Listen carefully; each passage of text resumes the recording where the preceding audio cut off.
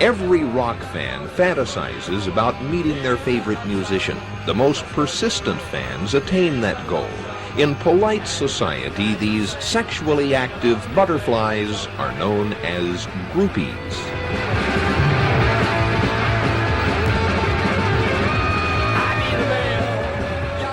Groupie would be that they don't care who it is as long as they're up on stage. A fan has a lot of respect.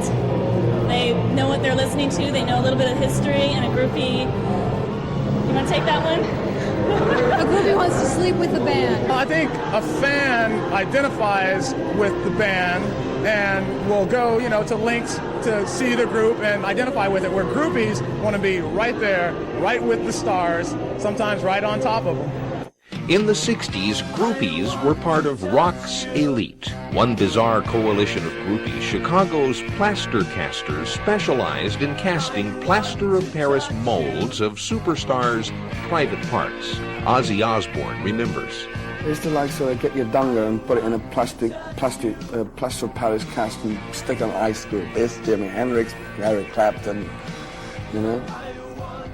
And it's like you begin to feel like a tool.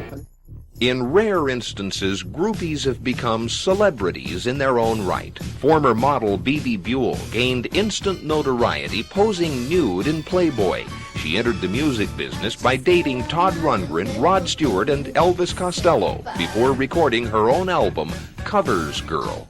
I used to dance in front of the mirror and sing with records with my hairbrush and imagine that I was a rock star. And then when I got a little older, I wanted to know all the rock stars, and I wanted to be close to them. And finally people started saying to me, "It's really good, Bebe."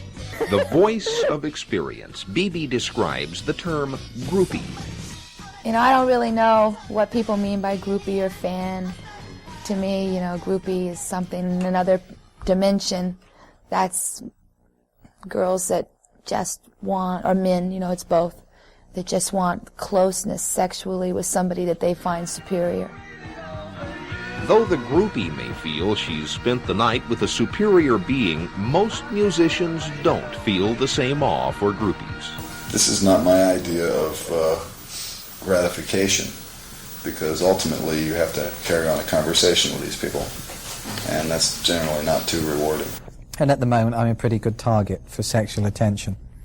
Now, 10 years ago, I would have pleaded for the opportunities I get now.